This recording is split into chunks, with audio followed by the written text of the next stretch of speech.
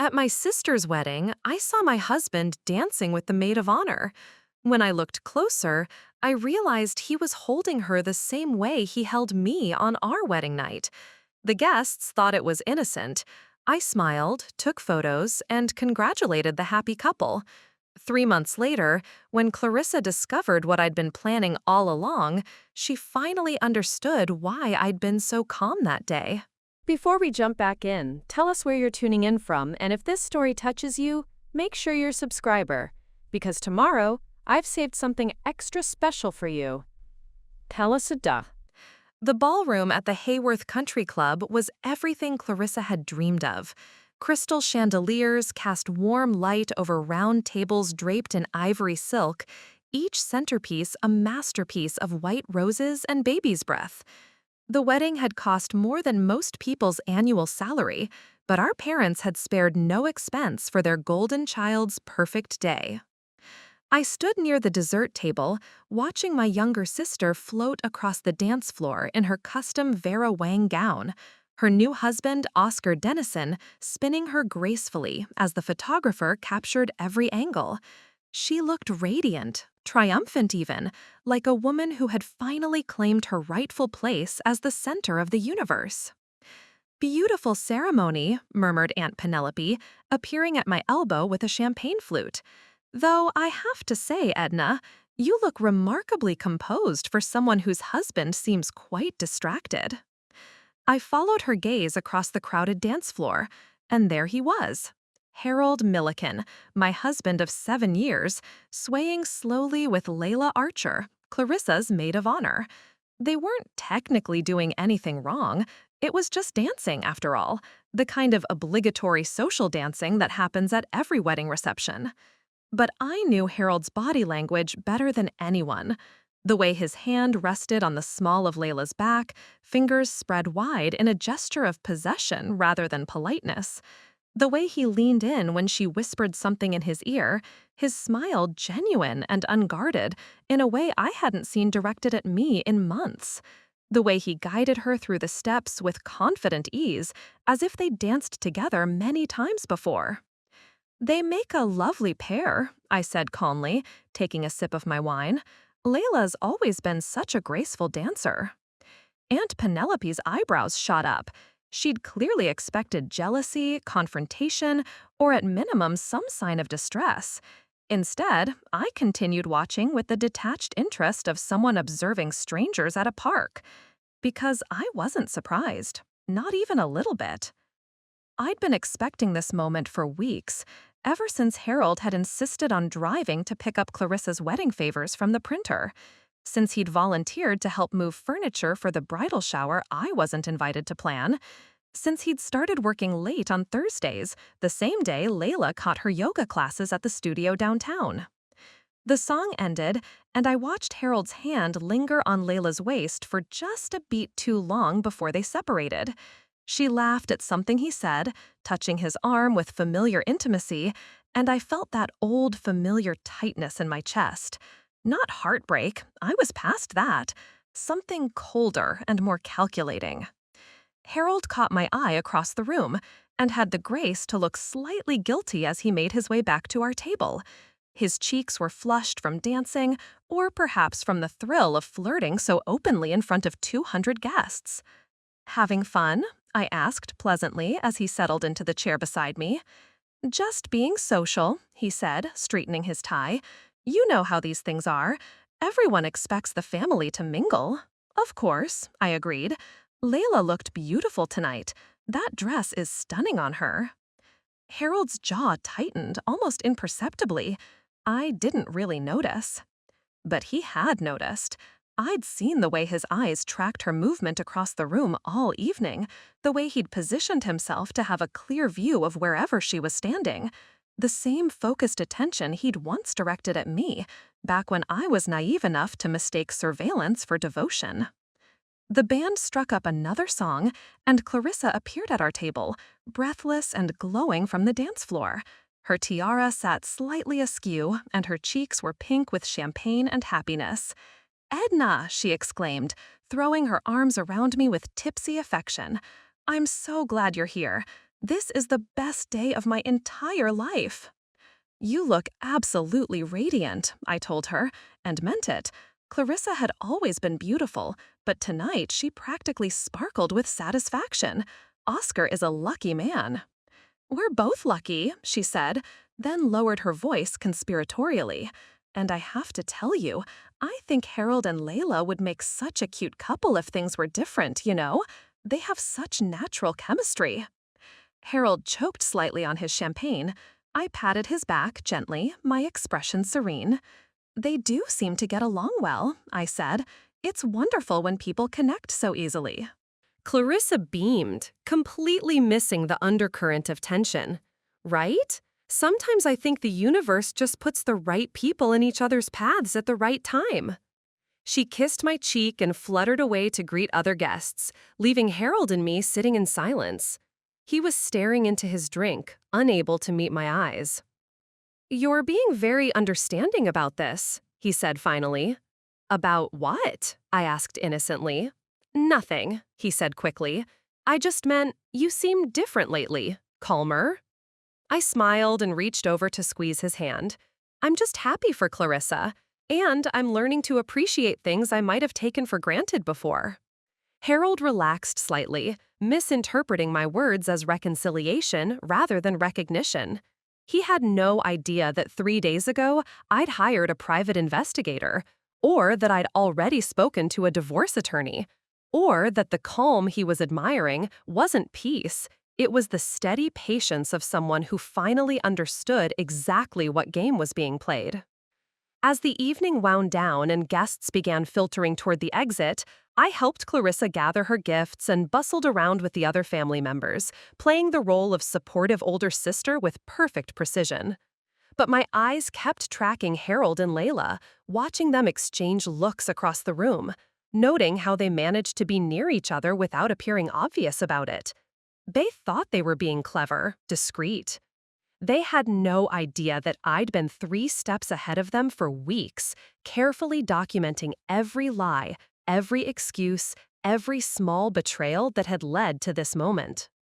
By the time we said our goodbyes and walked to the parking garage, I felt something I hadn't experienced in months: excitement about what came next.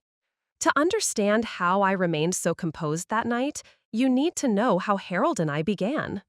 7 years earlier, I was Edna Archer, a 26-year-old marketing coordinator at Dennison and Associates, working 60-hour weeks and living in a cramped studio apartment downtown.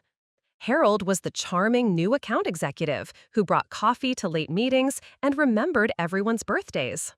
Our courtship felt like a fairy tale.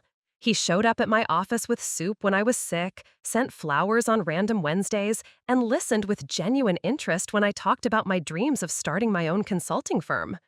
When he proposed on the beach in Malibu, surrounded by candles and rose petals, I cried happy tears and called Clarissa immediately to share the news. "Oh my God, Edna," she'd squealed through the phone. "A beach proposal? That's so romantic. I can't wait to meet him properly at Sunday dinner." That first family dinner should have been a warning. Harold charmed our parents effortlessly, complimenting Mom's pot roast and engaging Dad in lengthy discussions about baseball statistics. But it was his interaction with Clarissa that should have caught my attention. She was 22 then, fresh out of college, and working as a receptionist at a dental office while she figured out her next move. Harold hung on her every word, laughing at stories that weren't particularly funny, and asking follow-up questions about her college experiences, her friends, her hobbies. I'd felt proud that my fiancé was making such an effort with my family. Looking back, I recognize it as the beginning of his pattern. "Your sister is delightful," he'd said on the drive home, "so full of life. You can tell she's going to do something amazing with herself." I'd smiled and agreed, not noticing that he'd never described me as full of life. Our early marriage was comfortable, if not passionate. Harold was a good provider, contributing equally to our mortgage on the suburban house we'd bought in Oakdale. He was reliable, showing up when he said he would, and handling his share of household responsibilities without complaint. If our conversations had grown somewhat routine, if our physical intimacy had settled into predictable patterns, well, that was normal for couples who'd moved past the honeymoon phase. The changes started gradually, so subtly that I attributed them to work stress and the general pressures of adult life. Preparing and narrating this story took us a lot of time, so if you are enjoying it, subscribe to our channel. It means a lot to us. Now back to the story. Harold began working later, taking on additional projects that required evening meetings and weekend sessions. He joined a gym and started a strict workout routine that kept him out of the house for 2 hours every Tuesday and Thursday evening. "I'm getting older," he'd explained when I asked about the sudden fitness obsession. "Need to stay in shape if I want to keep up with all you young professionals." He was only 32, hardly ancient, but I supported his health goals and even bought him expensive workout clothes for his birthday. Around the same time, Clarissa was going through her own transformation. She'd quit the dental office and enrolled in a yoga teacher training program, spending her savings on certification courses and workshops. Our parents worried about her financial stability, but Harold was surprisingly supportive of her career change. "Following your passion takes courage," he'd told her at Christmas dinner. "Not everyone is brave enough to pursue what actually fulfills them." The comment stung, though I couldn't articulate why at the time. I loved my marketing work and had recently been promoted to senior coordinator with a substantial raise. But Harold's tone suggested that choosing stability over passion was somehow inferior, less authentic. Clarissa blossomed under his encouragement. She started attending every family gathering with stories about her yoga practice, her growing client base, and her newfound spiritual journey. Harold listened with rapt attention, asking thoughtful questions about meditation techniques and breathing exercises. "You should try yoga," he started suggesting to me. "Clarissa says it's incredibly grounding, might help with your stress levels." I'd tried a few classes at various studios around town, but the practice never clicked for me. I preferred running or swimming, forms of exercise that felt more natural to my body and temperament. Harold seemed disappointed by my lack of enthusiasm, as if my inability to embrace yoga represented some fundamental character flaw. The Thursday evening pattern established itself without my conscious awareness.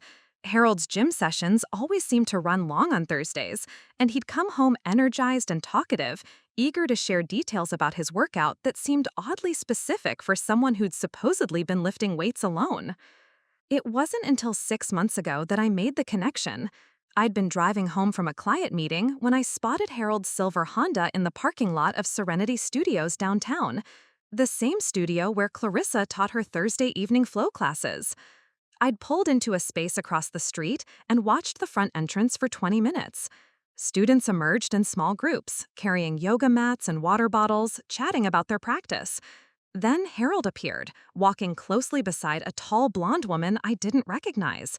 They stood by his car for several minutes, their body language intimate in a way that made my stomach drop. The woman was beautiful in that effortless way some people manage. Natural highlights, perfect posture, the kind of glowing skin that comes from clean living and expensive skincare. She wore form-fitting yoga pants and a crop top that showed off her toned midriff, looking like she'd stepped off the cover of a wellness magazine. Harold leaned against his car door while they talked, his hand occasionally touching her arm for emphasis. When she laughed, he stepped closer, and I could see the familiar smile he wore when he was trying to impress someone, the same smile he'd used on me during our early courtship. They parted with a hug that lasted several seconds too long, and I watched Harold's eyes follow her as she walked to her own car. Only then did I realize that the mysterious blonde woman was Clarissa's friend Layla, whom I'd met briefly at a family barbecue the previous summer. That night, Harold came home at his usual Thursday time, showered immediately, and spent the evening scrolling through his phone with unusual intensity. When I asked about his workout, he gave the same generic responses he always did. "Good session, feeling strong, the trainer pushed everyone hard tonight." I said nothing about what I'd seen, but something fundamental shifted that evening. I started paying attention to details I'd previously overlooked, patterns I'd attributed to coincidence. The way Harold's mood improved dramatically on Thursday mornings, how he'd started buying more expensive cologne and upgrading his workout wardrobe. The sudden interest in healthy eating and organic produce that mirrored conversations Clarissa had been having about nutrition and wellness. Most telling was his newfound expertise in yoga philosophy and meditation practices, knowledge he couldn't have acquired during gym sessions focused on weight training. I realized I'd been living with a stranger who'd been slowly, methodically building a life that didn't include me. And that's when I decided to stop being a passive observer and start gathering information. The discovery at Serenity Studios changed everything, but not in the way Harold might have expected. Instead of confronting him or dissolving into tears, I felt a strange sense of clarity wash over me. For months, I'd been questioning my own instincts, wondering why I felt disconnected from my husband, why our conversations felt hollow. Now I understood that my intuition had been correct all along. I started what I privately called my documentation project the very next morning. If Harold was building a secret life, I needed to understand its full scope before deciding how to respond. I opened a new email account under the name Diana Clyde and began keeping detailed records of his patterns, inconsistencies, and lies. The Thursday yoga connection was just the beginning. Once I started looking carefully, the evidence was everywhere. Harold's gym membership, which I'd never questioned, was to a facility that didn't offer evening classes on Thursdays. His credit card statements showed charges at coffee shops and restaurants near Serenity Studios on days when he claimed to be working late at the office.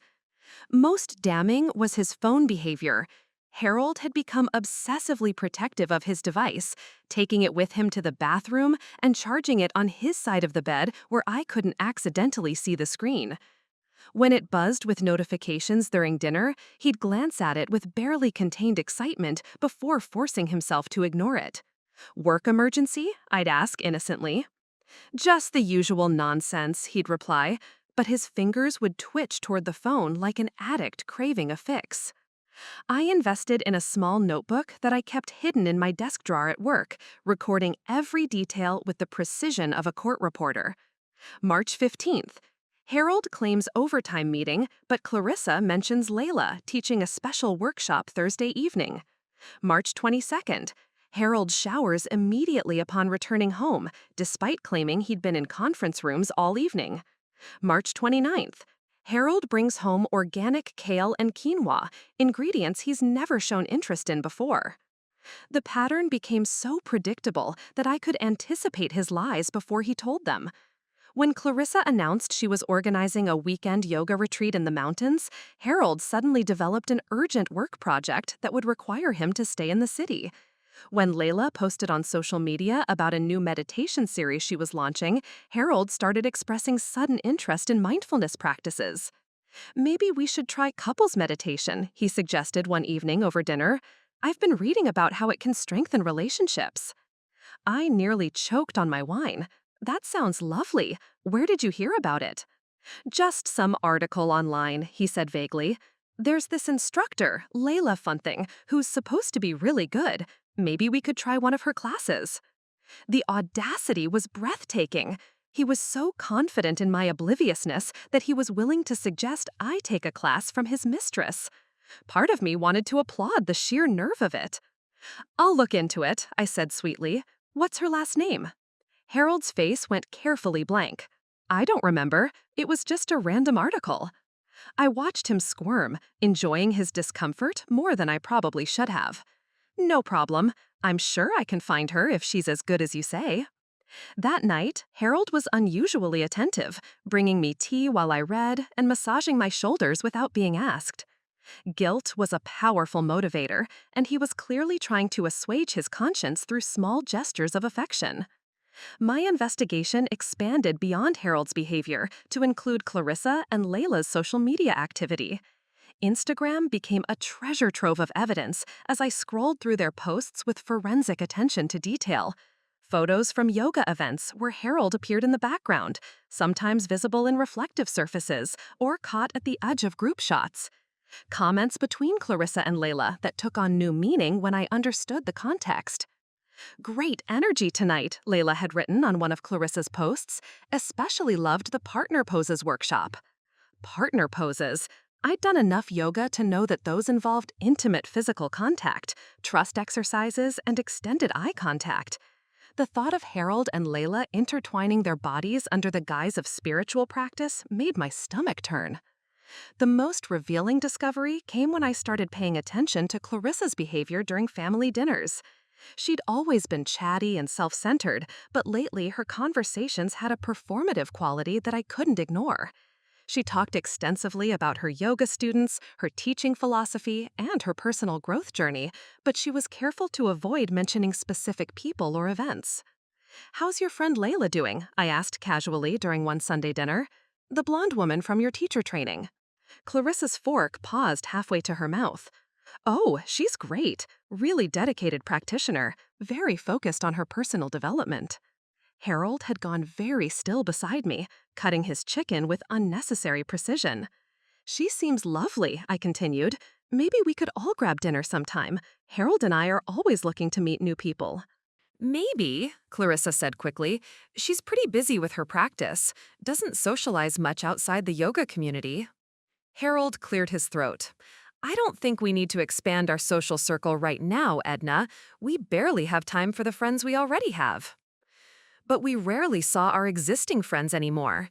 Harold had gradually found excuses to avoid couples' game nights and birthday parties, claiming work stress or financial constraints. Now I understood that he was protecting his carefully constructed double life, avoiding situations where he might be forced to lie more elaborately or where someone might notice his changed behavior. The final piece of evidence came from an unexpected source. My colleague Jake Bonnet worked part-time as a freelance photographer, covering local events and wellness workshops for the City magazine. During a coffee break, he mentioned shooting a couples yoga retreat the previous weekend. "Interesting demographic," he said, scrolling through photos on his camera. "Lots of older students trying to reconnect with their partners, though some of the partnerships seemed questionable." He showed me a series of images from the retreat, and there they were, Harold and Layla, positioned together on yoga mats, his hands supporting her in a complex pose that required complete trust and physical intimacy. Their faces were serene, eyes closed, looking like a couple who'd been practicing together for years. "That woman's husband must have been taking the photos," Jake commented. "He wasn't in any of the partner shots."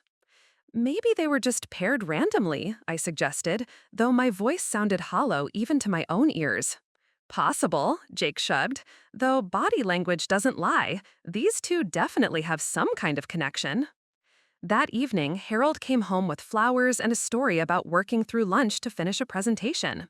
He was particularly affectionate, complimenting my cooking and suggesting we plan a weekend getaway soon. "Just the two of us," he said, nuzzling my neck, "somewhere romantic where we can focus on each other." I accepted his kisses and responded to his touches, playing the role of loving wife while my mind calculated timelines and possibilities. Harold wasn't just having an affair. He was living an entirely separate existence, one where he could be the man he'd never been with me, spiritual, adventurous, physically demonstrative. The irony wasn't lost on me. In pursuing my sister's friend, Harold had found a way to stay connected to our family while betraying everything our marriage was supposed to represent. But I was no longer the naive woman who'd fallen for his initial charm. I had evidence, I had a plan, and most importantly, I had patience. Because I'd realized something that Harold and Layla hadn't yet understood. The best revenge isn't immediate confrontation. Sometimes it's giving people exactly what they think they want. The invitation arrived on a Tuesday morning in early April, delivered in Clarissa's signature lavender envelope with her carefully practiced calligraphy. Mr. and Mrs. Harold Milliken was written in flowing script across the front, and inside, gold-embossed letters announced her engagement to Oscar Dennison, followed by a request for our presence at their June ceremony. Harold held the invitation for a long moment, his expression unreadable. "That was fast," he said. "They've only been dating, 8 months?" "When you know," I replied, watching his face carefully. Clarissa's always been decisive about what she wants. What Harold didn't know was that I'd already spoken to Clarissa about the wedding party. During our last coffee date, she'd mentioned that Layla would be her maid of honor, a choice that had seemed natural given their close friendship and shared interests in wellness and spirituality. "She's just so centered and supportive," Clarissa had gushed. "Plus, she understands the kind of energy I want for the ceremony, very grounded and intentional." I'd nodded and made appropriate congratulatory sounds while mentally calculating the implications. Harold and Layla would be thrown together for wedding preparations, photos, and the reception itself. The temptation to interact openly, even publicly, would be irresistible for two people who'd been conducting their relationship in shadows and stolen moments. The first wedding-related event was the engagement party at our parents' house 3 weeks later.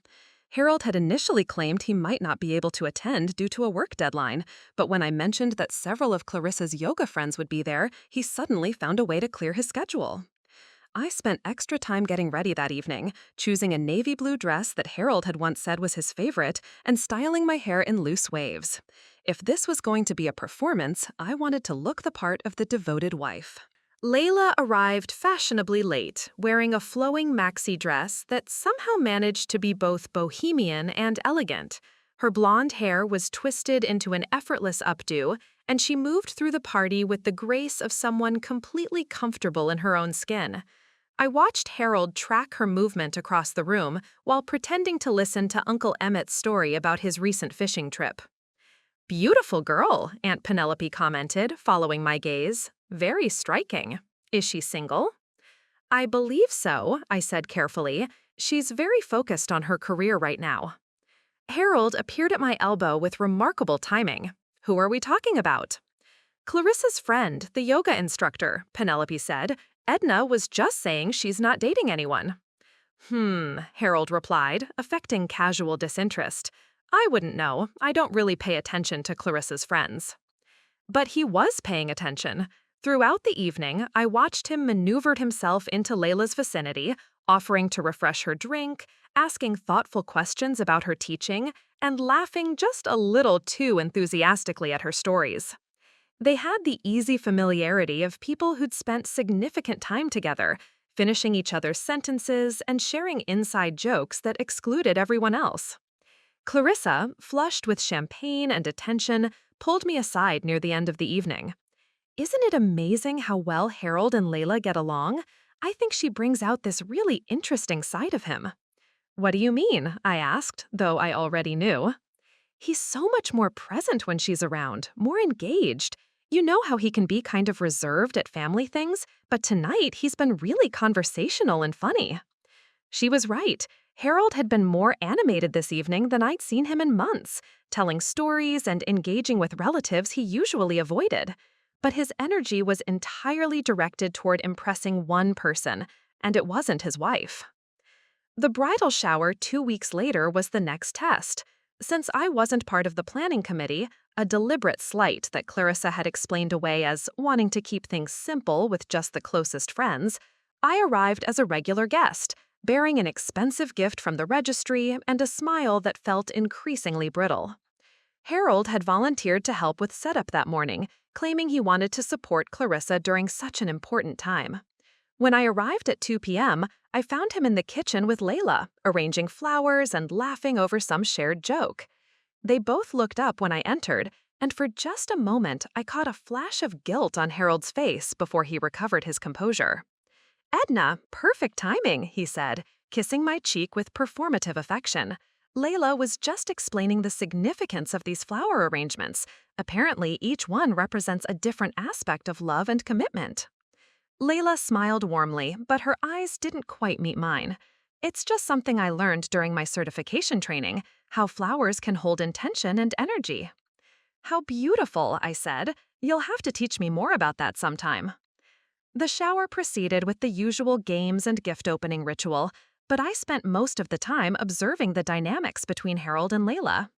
They were careful not to interact directly in front of the other guests, but their awareness of each other was palpable. When Layla laughed at something one of the other women said, Harold's head would turn automatically toward the sound. When Harold moved around the room offering champagne refills, Layla's eyes tracked his progress with barely concealed longing. The breakthrough moment came during the gift opening, when Clarissa unwrapped a set of silk pajamas that prompted a round of good-natured teasing about wedding night preparations. Harold and Layla exchanged a look across the room, brief but charged with such obvious intimacy that I felt my breath catch. They weren't just having an affair, they were in love. The realization should have devastated me, but instead it crystallized my resolve. This wasn't a temporary lapse in judgment or a midlife crisis Harold was working through. He had made a choice, and now he was going to live with the consequences. After the shower, Harold was unusually quiet during the drive home. He stared out the passenger window while I navigated traffic, lost in thoughts he couldn't share with me. "Nice party," I said, conversationally. He agreed absently. "Layla seems lovely, very thoughtful about the flower arrangements." Harold's jaw tightened slightly. I guess I wasn't really paying attention to the decorations. But he had been paying attention to her laugh, her gestures, the way she moved through the room, to everything except his wife sitting in the car beside him, pretending not to notice his obvious infatuation. That night, Harold made love to me with a passion I hadn't experienced in years. His touch was urgent, almost desperate, and he whispered my name repeatedly as if trying to convince himself of something. Afterward, he held me tightly, his face buried in my hair. "I love you, Edna," he said quietly. "You know that, right?" "Of course," I replied, stroking his back. "I love you too." And in that moment, I realized both statements were true. Harold did love me, in his limited way, and I loved him too. Or, at least, I loved the man I'd thought he was. But love alone wasn't enough to bridge the gap between the life we'd built together and the life he was secretly pursuing. The wedding was still 6 weeks away, but I could already see how this story would end. Harold and Layla thought they were being careful, clever, discreet. They had no idea that their every interaction was being cataloged, documented, and filed away for future reference. They also had no idea that I'd already started making plans of my own. Because if Harold wanted to live a double life, I was going to make sure he understood exactly what that choice would cost him.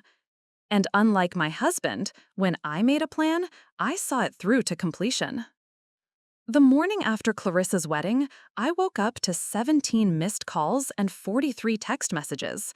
Word had spread through our social circle with the efficiency of a well-oiled gossip machine, and everyone wanted to know how I was holding up after what they perceived as a public humiliation.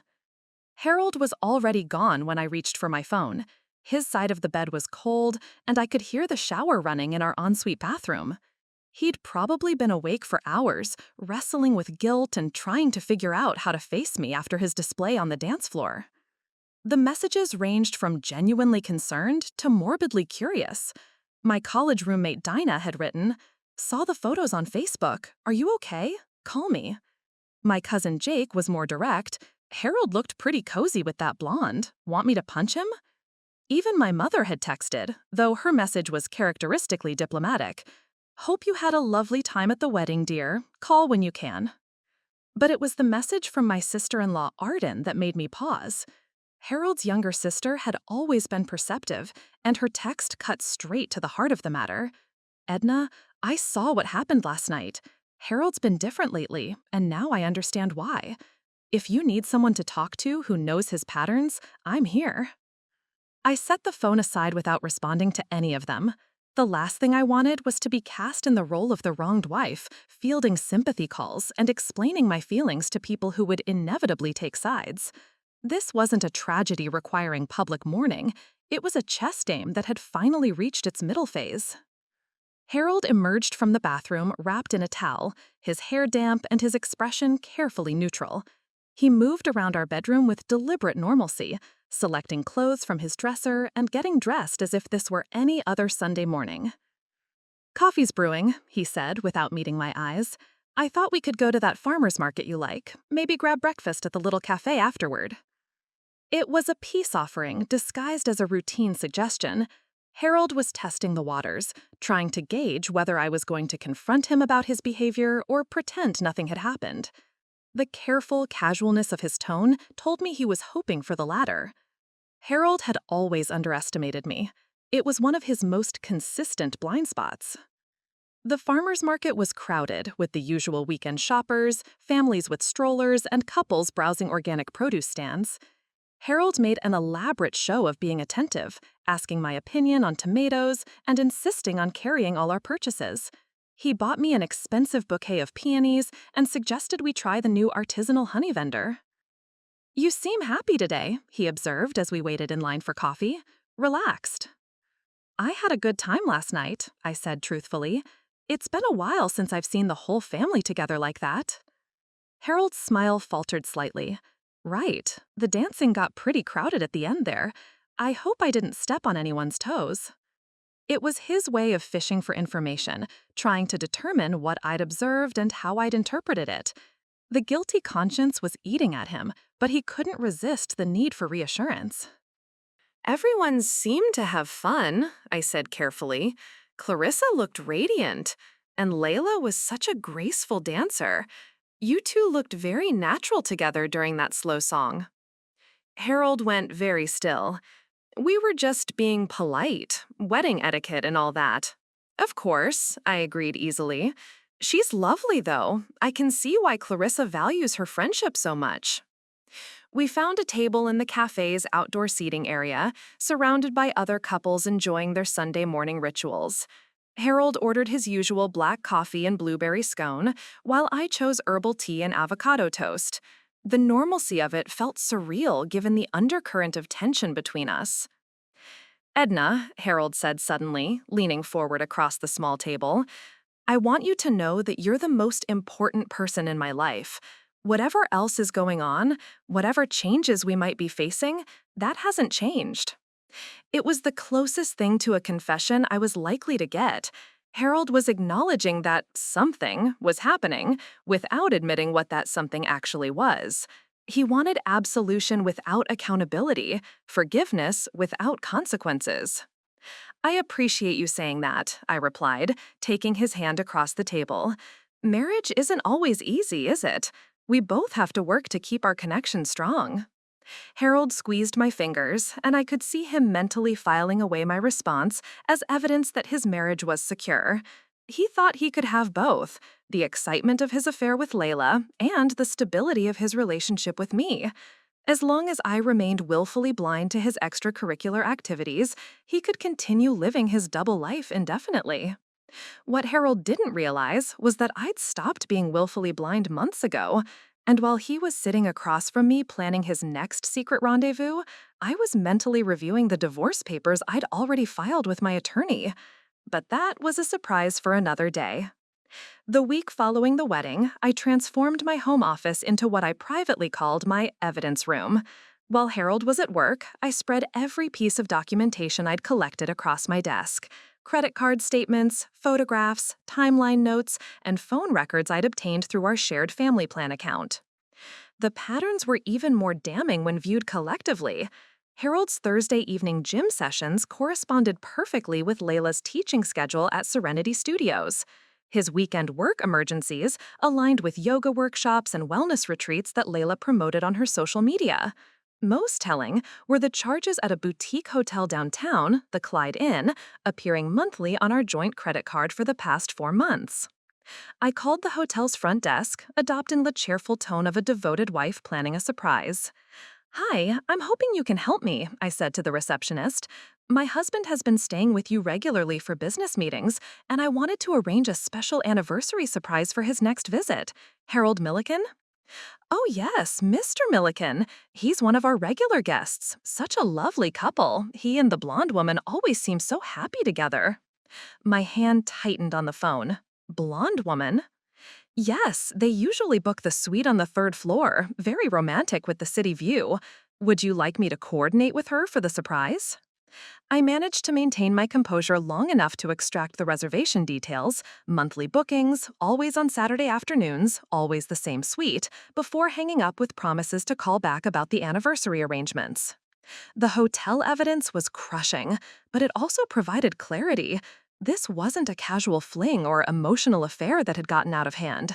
Harold and Layla had been conducting a methodical, ongoing relationship, complete with regular romantic getaways. They had traditions, patterns, a shared life that existed parallel to my marriage. My next stop was Serenity Studios. I arrived during Layla's Tuesday evening beginner class, parking across the street with a clear view of the entrance. Students filtered out gradually after 8 p.m., but Harold's car was nowhere to be seen. Either he wasn't attending this particular session, or he'd learned to park elsewhere to avoid detection. I was about to leave when Layla emerged with a tall, dark-haired man I didn't recognize. They stood close together outside the studio, and for a moment my heart raced, thinking I'd discovered another complication. But their body language was purely professional, the way colleagues or casual friends interact, not lovers. 20 minutes later, Harold's Honda pulled into the lot. He parked in a spot obscured by trees and walked quickly toward the building. Through the glass windows, I watched him embrace Layla in the empty studio. Even from a distance, their reunion looked like something from a romance movie. Urgent, passionate, the way people greet each other after forced separation. They spent the next hour inside together. I couldn't see details, but their silhouettes moved through what appeared to be private yoga poses, intimate stretching, and long periods where they simply held each other. This wasn't just about physical attraction or sexual excitement. They were building something together, creating shared experiences and emotional intimacy. At 10:30, they emerged together, walking to their separate cars with the reluctant pace of people who didn't want to say goodbye. Harold waited until Layla had driven away before starting his own engine, and I followed him home at a careful distance. He arrived with his usual Tuesday evening demeanor, slightly tired, claiming his workout had been particularly challenging. He showered immediately and spent the rest of the evening scrolling through his phone with a satisfied smile that made my stomach turn. The following day, I expanded my investigation to include Layla's background. A simple Google search revealed more than I'd expected. She wasn't just a yoga instructor, she was a licensed massage therapist with certifications in multiple wellness modalities. Her professional website included testimonials from clients praising her intuitive healing abilities and spiritual guidance. More interesting was her personal history. According to a profile in the local wellness magazine, Layla had recently emerged from what she described as a transformative period of personal growth following the end of a long-term relationship. She spoke about learning to trust her intuition, setting healthy boundaries, and attracting people who aligned with her authentic self. The irony was staggering. Layla, who presented herself as a spiritual guide helping others find their authentic truth, was actively participating in a deception that was destroying my marriage. Either she was a conscious manipulator using wellness rhetoric to justify her behavior, or she genuinely convinced herself that stealing another woman's husband was part of her spiritual journey. I found her ex-boyfriend's information through social media connections. Seth Bonnet, a local photographer who specialized in nature and adventure sports. His Instagram was filled with hiking photos and mountain climbing expeditions, suggesting an active lifestyle that seemed incompatible with Layla's current preference for married marketing executives.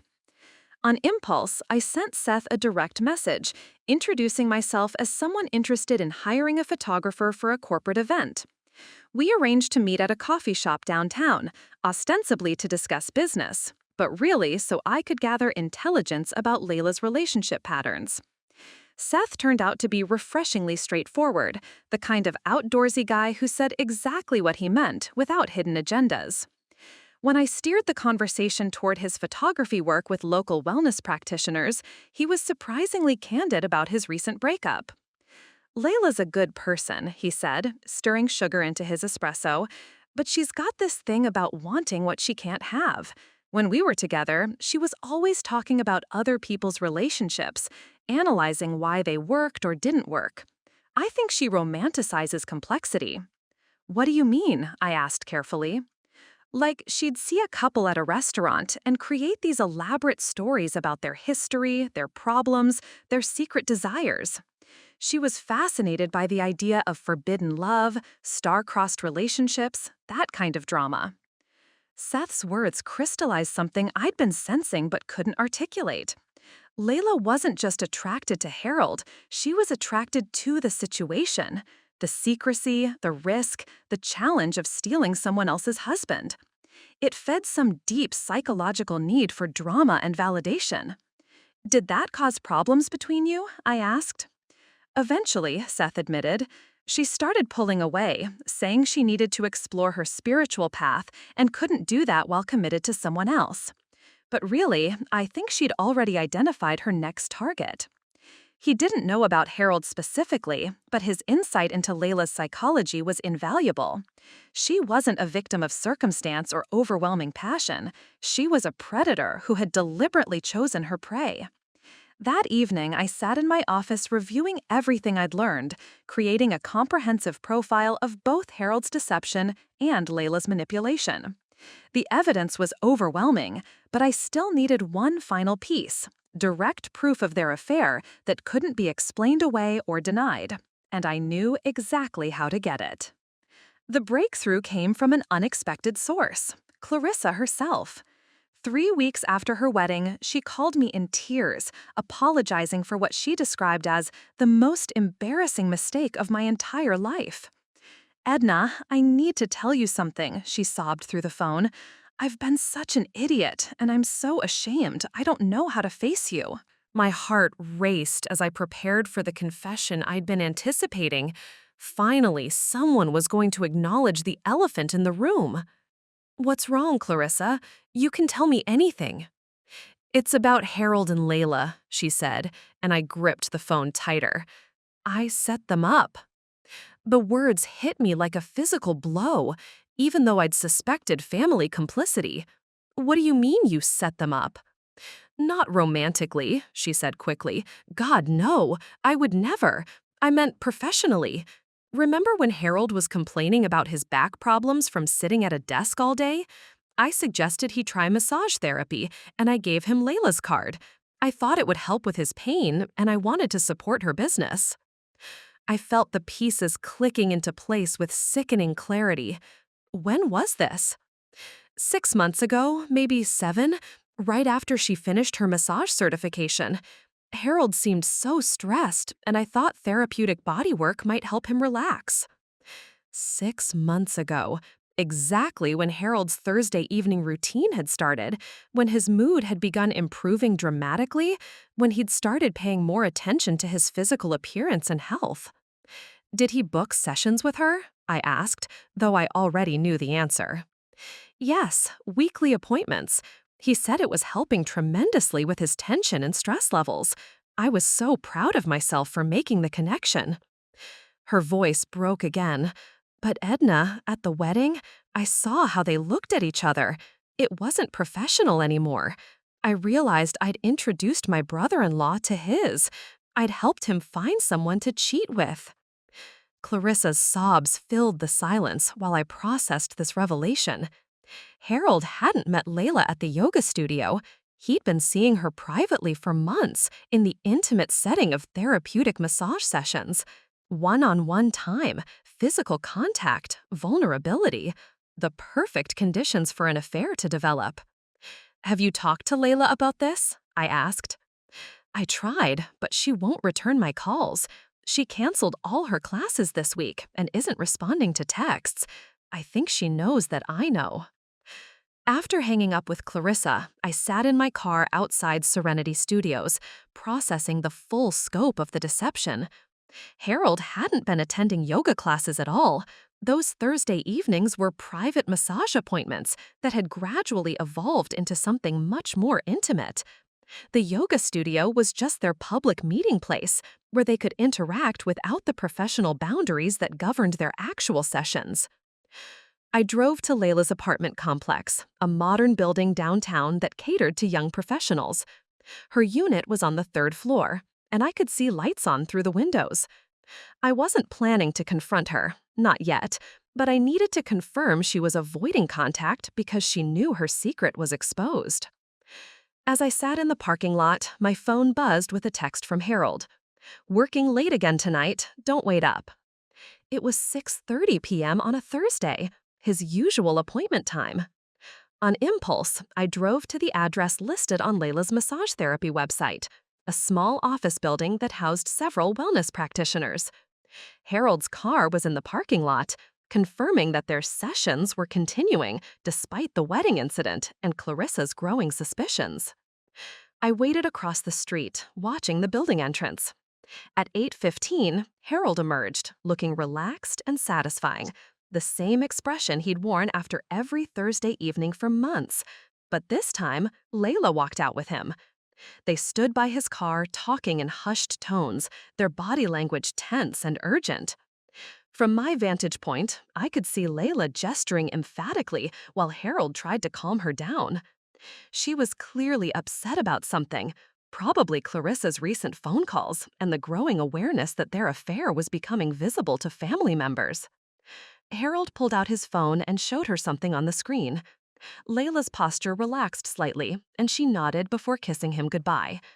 It was a quick, careful kiss, the kind shared by people who were used to hiding their relationship but couldn't resist physical contact. Harold drove away first, and Layla returned to the building. I waited another 15 minutes before walking to the entrance, noting the directory that listed L. Archer, LMT, in Suite 3B. Licensed massage therapist. The perfect cover for regular intimate contact. That night, Harold came home at his usual time with his usual story about a challenging workout. He was particularly affectionate, bringing me flowers and suggesting we plan a romantic weekend getaway. Just the two of us, he said, echoing his post-shower suggestion from weeks earlier. Somewhere we can reconnect and focus on our relationship. I smiled and agreed, playing the role of grateful wife while internally marveling at his ability to compartmentalize. Harold could spend an evening in another woman's arms and then come home genuinely believing he was being a loving husband by offering empty gestures of romance. But now I had the full picture. Harold wasn't just having an affair, he was paying for it. The massage appointments provided a legitimate business transaction that could explain the regular charges on our credit card. Layla wasn't just stealing my husband, she was profiting from the destruction of my marriage. The revelation changed everything about my planned response. This wasn't just about adultery anymore. It was about fraud, professional misconduct, and a level of premeditation that made their betrayal even more calculated. I opened my laptop and began researching the ethical guidelines for licensed massage therapists in our state. Sexual contact with clients was strictly prohibited and could result in license revocation, professional sanctions, and civil liability.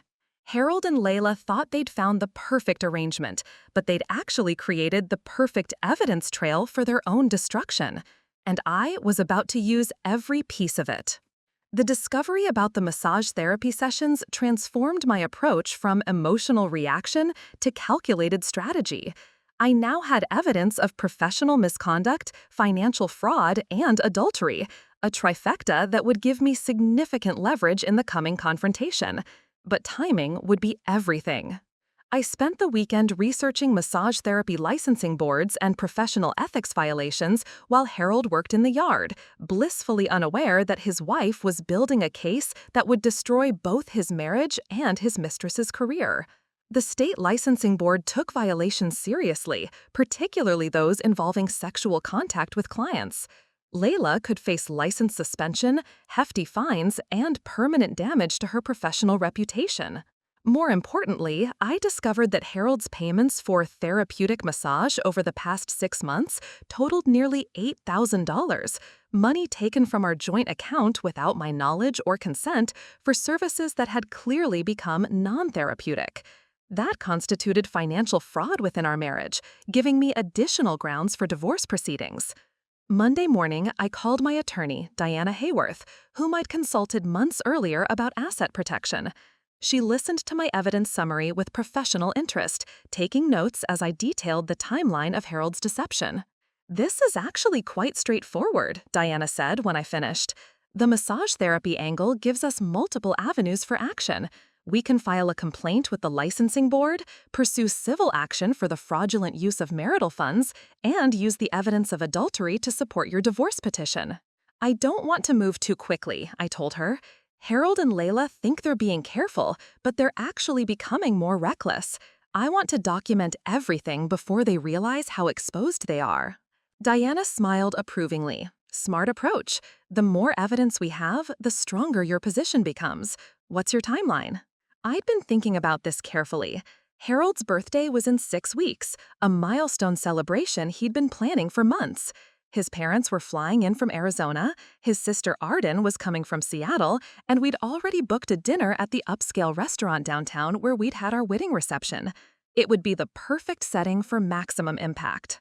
I want to wait until after his birthday party, I said. Let him enjoy one last celebration before his world comes crashing down. Over the following weeks, I refined my documentation with forensic precision. I photographed every relevant credit card statement, created detailed timelines of Harold's lies and contradictions, and built a comprehensive file of evidence that would be impossible to dispute or explain away. The massage therapy licensing board complaint required specific documentation, so I hired a private investigator to conduct surveillance of Harold's Thursday appointments. The photographs were devastating. Harold entering Layla's office building, emerging 2 hours later looking disheveled and satisfied, the obvious intimacy of their interactions in the parking lot. But the most damning evidence came from an unexpected source. Harold had started using our shared cloud storage account to back up photos from his phone, apparently forgetting that I had access to the same files. Mixed in with mundane pictures of his lunch and work meetings were dozens of intimate photos. Layla in various states of undress, selfies of them together in hotel rooms, screenshots of their explicit text conversations. Reading through their messages was like discovering a parallel universe where Harold was passionate, romantic, and emotionally available, everything he hadn't been with me in years. He wrote poetry for Layla, planned surprise getaways, and expressed feelings with an intensity that made our own relationship seem like a business arrangement by comparison. One message thread was particularly revealing. Harold, I hate lying to Edna, but I can't imagine my life without you. Layla, she doesn't understand you the way I do. You deserve someone who appreciates your depth. Harold, after my birthday party, we need to talk about making this official. I can't keep living this double life. Layla, I'm ready when you are. We're meant to be together. So Harold was planning to leave me anyway. The birthday party would likely be his farewell performance, after which he'd presumably ask for a divorce and move in with Layla. They'd probably crafted some story about falling in love after his marriage had naturally run its course, positioning themselves as star-crossed lovers rather than adulterers. The irony was delicious. Harold thought he was managing the timeline, controlling when and how our marriage would end. He had no idea that I'd already filed preliminary divorce papers, documented his financial fraud, and prepared a complaint that would destroy Layla's professional credibility. I also took steps to protect my own interests. Diana helped me open separate banking accounts and quietly transferred half our assets into accounts Harold couldn't access. I documented our valuable possessions, made copies of important financial records, and prepared for the financial complexities of divorce proceedings. The hardest part was maintaining the facade of normalcy while living with someone I now viewed as a stranger. Harold continued his routine of affection and deception, bringing me flowers and planning romantic gestures while texting his mistress from our bathroom. I played the role of loving wife, smiling at his jokes and responding to his kisses while mentally rehearsing the speech I'd deliver at his birthday party. 3 days before Harold's birthday, Layla made a crucial mistake. She called our house phone instead of Harold's cell, apparently forgetting that other people might answer. "Harold," she said when I picked up, her voice breathy and intimate. "I'm sorry, you have the wrong number," I said pleasantly. "Oh, I thought this was… never mind, my mistake." But it wasn't a mistake. It was confirmation that Layla had Harold's home number programmed into her phone, that she felt comfortable calling him at our house. The casual intimacy of her tone suggested a woman who considered herself part of Harold's primary life, not a secret he was hiding. That evening, I added the phone call to my evidence file. Every piece of documentation brought me closer to the moment when Harold would finally understand the cost of his choices. And that moment was only 72 hours away. The final days before Harold's birthday party felt like living in a glass house, every interaction charged with hidden meaning. Harold moved through our home with the distracted energy of someone planning his exit strategy, while I maintained the careful performance of a wife preparing to celebrate her husband's milestone birthday. Thursday evening brought Harold's final massage appointment before the party. He left the house with unusual nervousness, claiming he needed to work out some tension before the weekend festivities. I watched from our bedroom window as he sat in his car for several minutes, apparently gathering courage for what I suspected would be a difficult conversation with Layla. While Harold was gone, I received an unexpected call from Arden, his sister, who had arrived early for the birthday celebration. "Edna, I need to ask you something directly," she said without preamble. "Is Harold having an affair?"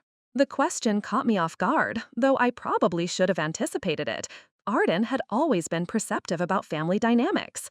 "Why would you ask that?" I said carefully. "Because he's been different during our phone calls, distracted, guilty about something.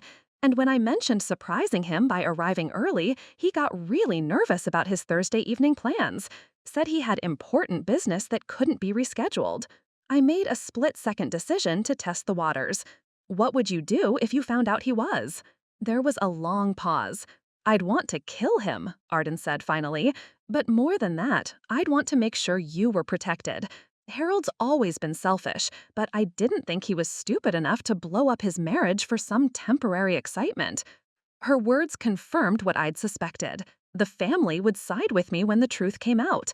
Harold's parents, his sister, even our extended family network would view his behavior as inexcusable betrayal rather than romantic destiny. Harold returned from his appointment 3 hours later, which was unusually long even by his recent standards. His demeanor was strange, simultaneously relieved and anxious, like someone who had made a difficult decision but wasn't entirely comfortable with the consequences. "How was your workout?" I asked as he headed toward the shower. "Fine," he said tersely. "Just needed to clear my head before the party this weekend." That night, Harold was more physically affectionate than he'd been in months, but there was a desperate quality to his attention that felt like goodbye. He held me too tightly, kissed me too intensely, and whispered reassurances that sounded more like apologies. "You know I love you, don't you?" he said in the darkness. "Of course," I replied, though we both knew the words had lost their meaning somewhere along the way. Friday brought a flurry of party preparations. Harold's parents arrived from Arizona, full of excitement about celebrating their son's success and happiness. His mother, Dinah, helped me arrange flowers and set up the private dining room at Romano's, the same restaurant where Harold had once convinced me to change my dinner order to avoid disappointment. "You've been so good for Harold," Dinah told me as we folded napkins. "He's grown into such a confident, purposeful man since he married you." I smiled and accepted her compliments while thinking about the purposeful way Harold had been deceiving his entire family for months. His confidence had certainly grown, along with his skill at manipulation and compartmentalization. The final piece fell into place Saturday morning when Harold received a text that made him smile with genuine happiness. He quickly deleted the message, but not before I caught a glimpse of Layla's name on the screen. She was wishing him happy birthday, probably confirming their post-party plans to finally have the conversation about their future together. Harold had no idea that by Sunday morning, neither of them would have a future worth discussing. Harold's birthday party began exactly as planned. Romano's private dining room was elegantly decorated, filled with family members and close friends who'd gathered to celebrate what they believed was a milestone in a successful man's life. Harold worked the room with characteristic charm, accepting congratulations and making jokes about getting older, while I played the perfect hostess. His parents beamed with pride as Harold regaled the table with stories about his recent promotion and career achievements. Arden raised a toast to "my big brother, who always lands on his feet," while our friends nodded approvingly at what appeared to be a thriving marriage and prosperous life. I waited until dessert was served, Harold's favorite chocolate cake with a single candle that I'd specially ordered. The room fell quiet as everyone prepared for the traditional birthday speech, expecting heartfelt words about gratitude and family. Instead, I stood and pulled a manila envelope from my purse. Before Harold makes his speech, I said calmly, I have a special birthday gift that I think everyone should see. Harold's face went pale as I opened the envelope and began distributing copies of photographs around the table. The first image showed Harold and Layla embracing outside her massage therapy office. The second captured them kissing in the parking lot of the Clyde Inn. The third was a screenshot of their text conversation planning Harold's birthday week, including Layla's message about finally being free to love each other openly.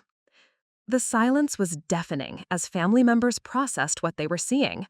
Harold's mother dropped her fork with a clatter, while his father's face turned red with barely contained anger. Arden stared at the photos with a mixture of disgust and disappointment that was more devastating than any shouting match could have been. "Edna?" Harold whispered, his voice hoarse with shock. "What are you doing?" "I'm giving you exactly what you wanted for your birthday," I said, my voice carrying clearly across the stunned room. "Freedom from our marriage and the chance to be with the woman you really love." I pulled out a second set of documents, the divorce papers I'd filed earlier that week, along with the complaint I'd submitted to the Massage Therapy Licensing Board detailing Layla's violations of professional ethics. I've also taken the liberty of protecting our joint assets and filing a formal complaint about the $8,000 you've spent on therapeutic massage from our shared account. Since those sessions clearly became non-therapeutic months ago, that constitutes financial fraud within our marriage. Harold's sister Arden was the first to speak, her voice cutting through the shocked silence. "Harold, please tell me this isn't what it looks like." Harold opened and closed his mouth several times, but no words came out. The evidence was too comprehensive, too damning to explain away or minimize. His carefully constructed double life had just collapsed in front of everyone who mattered to him. His father finally found his voice, though it shook with fury. 43 years old, and you're still making the same selfish, destructive choices you made as a teenager. How could you do this to your family, to your wife? "Dad, I can explain." "Explain what?" Dinah interrupted, tears streaming down her face. "Explain how you threw away a good marriage for some massage therapist? Explain how you lied to all of us?" The party guests began gathering their belongings and making awkward excuses to leave. Nobody wanted to witness the complete destruction of a man's reputation and relationships, but they couldn't unsee what I'd revealed. Harold sat slumped in his chair, the weight of his exposed deception finally crushing the confident facade he'd maintained for months. His birthday celebration had become his public reckoning, and there was no way to undo the damage. As the dining room emptied, leaving only family members and the wreckage of Harold's lies, I felt a profound sense of completion. The waiting game was finally over. After the guests fled and his parents left in disgusted silence, Harold and I sat alone in the devastated private dining room.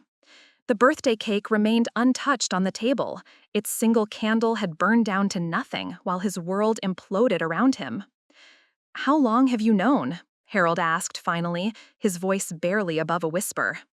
6 months, I said calmly, "since the first time I saw you at Serenity Studios with Layla." Harold's head snapped up, his eyes wide with shock. "You've known for 6 months and said nothing?" "I was gathering evidence, making sure I understood the full scope of your deception before I acted." I opened my purse and pulled out the thick folder containing every document, photograph, and record I'd collected. Massage therapy appointments disguised as gym sessions, hotel rooms charged to our joint account, professional misconduct violations, financial fraud. It's all here, Harold. He stared at the folder as if it contained a bomb. "Edna, please, let me explain. It wasn't supposed to happen like this." "How was it supposed to happen?" I asked, genuinely curious. "You were planning to leave me anyway, weren't you? After tonight's party, you and Layla were going to have your big conversation about making things official." Harold's face crumpled. "How did you?" "Your text messages, Harold. You've been backing up everything to our shared cloud account for months. I've read every conversation, seen every photo, watched you plan your exit strategy while pretending to be a loving husband. For the first time since I'd known him, Harold looked genuinely broken. Not guilty or defensive, but utterly defeated by the comprehensive nature of his exposure. "I never meant to hurt you," he said weakly. "But you did hurt me. Every lie, every fake business meeting, every time you came home from her arms and kissed me goodnight, you chose to hurt me rather than be honest about what you wanted." Harold buried his face in his hands. "I was trapped. I couldn't figure out how to end things with you without destroying everything. My family, my reputation, our shared life. So instead, you decided to destroy our marriage slowly, piece by piece, while building a new relationship behind my back." I stood up and gathered my purse. "Well, congratulations, Harold. You're free now. No more lies necessary." "Where are you going?" he asked desperately. "Home. To pack your belongings. I'll have them ready for pickup tomorrow morning." "Edna, wait. Can't we talk about this? Try to work something out." I turned back to face him one final time. "Harold, you've been planning to leave me for months. You've stolen money from our joint account to pay for your affair. You've lied to my face every single day while building a future with another woman. What exactly do you think we should work out?" Harold's phone buzzed with an incoming call. Layla's name appeared on the screen, and he looked at it with something approaching panic. "Aren't you going to answer?" I asked. "She's probably calling to wish you happy birthday and find out how your big announcement went." Harold declined the call, but it rang again immediately. Layla was clearly anxious to hear how his family had reacted to news of their relationship. "She has no idea what's coming, does she? The licensing board complaint, the professional misconduct charges, the end of her massage therapy career. You might want to give her a heads up before she sees her name in the newspaper." Harold's face went white. "You filed a complaint with the licensing board?" Sexual contact between massage therapists and clients is a serious violation, Harold. Layla could lose her license permanently, but I'm sure your love will be enough to sustain both of you through unemployment and public disgrace.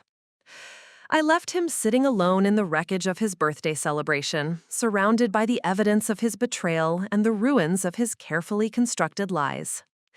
Outside the restaurant, I felt lighter than I had in months. The confrontation was over, the truth was finally exposed, and I was free to build a life based on honesty rather than denial. Harold and Layla had gotten exactly what they'd asked for, each other, and all the consequences that came with their choices. 6 months later, I stood in the kitchen of my new apartment downtown, brewing coffee and watching the sunrise paint the city skyline in shades of gold and pink. The space was smaller than the house Harold and I had shared, but it was entirely mine. Every piece of furniture chosen by me, every decoration reflecting my actual tastes rather than compromised marital decisions. The divorce had been finalized 3 weeks earlier. Harold's attorney had initially tried to contest the asset division, but the evidence of financial fraud and adultery made negotiations surprisingly swift. Harold kept his pension and half the house proceeds, while I retained my savings accounts and the settlement from our joint investments. More importantly, I'd kept my dignity and self-respect intact throughout the process. The licensing board complaint had taken 4 months to resolve, but the outcome was decisive. Layla lost her massage therapy license permanently and faced professional sanctions that effectively ended her career in wellness services. The local newspaper had covered the story as a cautionary tale about professional boundaries, though they'd been respectful enough to use only initials rather than full names. Harold had moved in with Layla immediately after our confrontation, but their relationship hadn't survived the stress of public exposure and financial pressure. According to Arden, who maintained sporadic contact with her brother, Harold was now living in a studio apartment across town and working double shifts to cover his legal fees and support payments. "He looks terrible," Arden had told me during our last phone conversation.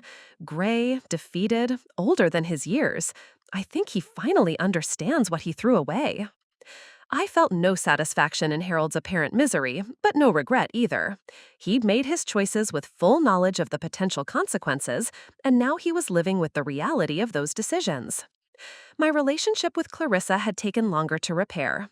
She'd been devastated by her unwitting role in facilitating the affair, and it took months of careful conversation before she stopped apologizing for introducing Harold to Layla. Eventually, we found our way back to something resembling sisterhood, though our dynamic had fundamentally changed. Clarissa no longer treated me as the reliable older sister who would always be there to clean up her messes. She'd learned that actions have consequences, even unintended ones. The most unexpected development was my growing friendship with Seth Bonnet, Layla's ex-boyfriend. What had started as an information-gathering coffee meeting had evolved into genuine compatibility. Seth was everything Harold wasn't: straightforward, emotionally available, content with simplicity rather than constantly seeking drama or validation. "You're different from what I expected," he'd told me after our fourth date. "Stronger, more decisive." "I had to learn to be," I'd replied. "Sometimes life forces you to develop qualities you didn't know you needed." This morning, my phone buzzed with a text from Harold, the first direct communication we'd had since the divorce proceedings. "Edna, I know you probably don't want to hear from me, but I need you to know that I'm sorry. Not just sorry I got caught, but sorry for what I did to you, to us. You deserved better." I read the message twice, then deleted it without responding. Harold's apology, while probably sincere, was 6 months too late and addressed to the wrong person. He should have been apologizing to the woman who'd spent months wondering what she'd done wrong, not to the woman who'd moved on and built a better life. I finished my coffee, gathered my purse and laptop, and headed out to start another day at the consulting firm I'd launched with my divorce settlement. The irony wasn't lost on me. Harold's betrayal had given me the financial freedom to pursue the entrepreneurial dreams I'd shelved during our marriage. As I walked to my car, I thought about the woman I'd been a year ago: trusting, accommodating, willing to ignore obvious red flags for the sake of marital harmony. That woman was gone, replaced by someone who values truth over comfort and self-respect over false peace. Harold had taught me many things during our marriage, but the most valuable lesson came after it ended. Sometimes the best revenge isn't action at all, but simply refusing to let someone else's choices define your future. I drove toward downtown through morning traffic, genuinely excited about what the day might bring. For the first time in years, my future belonged entirely to me, and that was exactly how I wanted it. Up next, you've got 2 more standout stories right on your screen. If this one hit the mark, you won't want to pass these up.